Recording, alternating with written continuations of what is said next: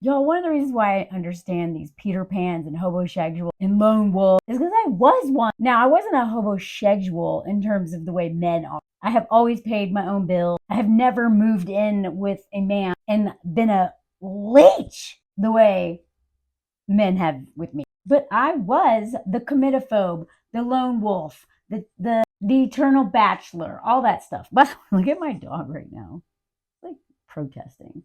Every time I get the camera out, he's like, nah. But let me just tell you how I thought, because I lived like a man, like a very cliche lone wolf, homosexual, Peter Pan kind of man. Let me just tell you how my thought process is, because I really don't think people get it if they haven't thought that way, other than just being heartbroken and traumatized by these people so much. Now, again, I was literally a lone wolf, so I didn't date anybody. That's the difference between me and men. I didn't need men. I didn't rely on men. I didn't mooch off of men. I took care of myself. Whereas men will do all the things that I'm about to talk about and still destroy a woman in the process by lying about wanting a relationship and exploiting her for her body, her care, her free therapy, her basement or attic to put his gear in. I have done that. I have left stuff at people's houses before. But I wasn't a fork in them or promising them a relationship or pretending to date them. They're just friends who are like, yeah, you can leave my stuff in your stuff in my garage. Now, for anybody who wants to read this, I wrote about it in the Washington Post several years ago, and I interviewed a lot of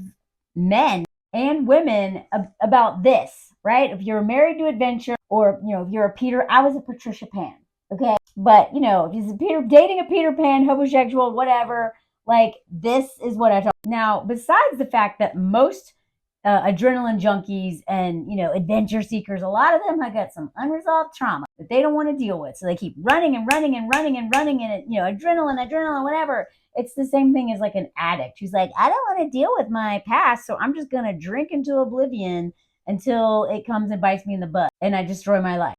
But I remember like realizing just how undateable I was when I went on a road trip with my sister, and I was like, I don't know, 32, and she had to like show me how to be in relation with someone else. Even though she was my sister and we grew up together and we're very close, she had like, the more responsible life. And I had been living in my truck or in, New York in a cubicle or, whatever. But I had never dated. And I certainly had never lived with the person other than my sister or like roommates in college, not a partner. And I remember the first lesson was when we were like, the day I picked her up from the airport, we were going to go all over the Olympic Peninsula and all over Washington, see this cool stuff.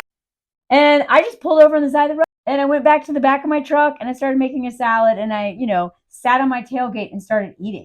And she was like, are you kidding me? I'm like, what? She was like, Melanie, I know that you like eat this weird food and you're like really regimented about when you eat and la la la. But did it ever occur to you to ask me when I want to eat, what I want to eat, or like where we're gonna get that food? And I was like, oh yeah, I guess I never thought about that.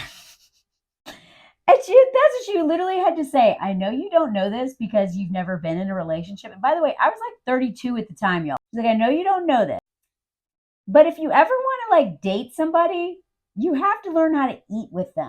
I know you do your own thing. You eat out of your Tupperware. You eat your weird food because part of the ADHD part of it is just like I was on like really strict meal planning type stuff because I couldn't eat flour or sugar because I had a Giardia intestinal parasite from being a raft guide and swallowing a bunch of river water. And it also had a long history of like eating disorders and being obsessed with my weight, blah, blah, blah. And so I was very particular and like really kind of like super weird around food. This is before I got like real solid recovery. But she was like, you're going to have to learn how to navigate this where you literally, sharing food with someone is like 50% of your relationship. I mean, maybe not that much. She was like, it's literally a big part of the relationship. I know you don't know that because you just always do your own thing, because that's the case. I was at the time of this trip, I was living in New York City, one of the best food places in the world. You know what I mean? There's so many people live there. There's so many amazing places to eat. Not me, man. I had the same meal every day. And I also was like, didn't have a lot of money. And so I would eat, on the subway or on a stoop or something with my little Tupperware. And then I'd meet people out and order like a water with lemon, right? I never spent money on food. I never shared food with people. And she was like, you have to learn how to do that. Because first of all, it's weird. Second of all, that's what people bond over. And if you ever want to actually be in a long-term relationship, because she knew that I was like a lone wolf, and I was like, I don't need a man, blah. She's like, if you ever want to date, you really need to think about this. And I was like, okay, so what do I do?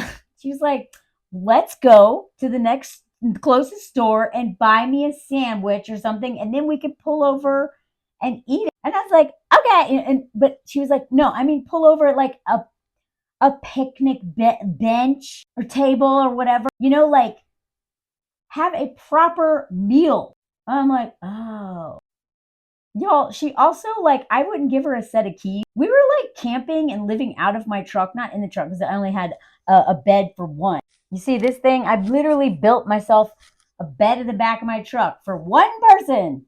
There's no man going to distract me from my dreams and crawl into my truck. So we were staying at campgrounds all over the place. And I had another set of keys, but I lied about having them. I was like, I can't find the set. No, I was just like a bachelor who didn't want anyone snooping around my place without my supervision. This is my sister, okay? She knows me better than anybody. I don't have any secrets from her, but it was my stuff. I was so possessive of my stuff. I was so guarded. I was so afraid of anyone getting to know me because of all of this trauma and my attachment to being like the self-reliant lone wolf, tough girl, blah, toxically masculine. Like I totally embraced the toxically masculine mindset in order to survive the outdoor world, keep men out of my little universe, and follow my own course because I knew intuitively I was probably really codependent. And if I let a man in my life, he would hijack it, which is exactly what happened when I finally dated a man at the age of 36. And woo! I had a lot more healing to do. But I wouldn't share the plug. She would be like, Melanie, can you please, can I plug my phone in? Like, can you share the jack? And I was like, okay. I mean, it was so hard for me to share with her. And what it all boiled down to was fear of intimacy, fear of trusting somebody, fear of being seen, because I knew I was inherently damaged. If anyone got too close, they were going to hijack my life. So I kept everyone at arm's length. Even my best friend Liz, when she asked me, we've been like best friends for like a year and a half, and she was like, can we share a P.O. box? And I'm like, what else do you want from me, Liz? She was like, it's just, I need a place for my mail, because she was living in her truck. And so, my resistance to letting anyone in reminds me exactly what I see women complain about men being able to do, right? They keep you at arm's length, right? They won't give you keys to their apartment. They will not, they breadcrumb. They leave their stuff at your place. They do all kinds of things to keep you at arm's length. But the difference between me and them is that men actually benefit from relationships and women don't, unless they are healed or very far along in their healing journey and are actively deconstructing patriarchy.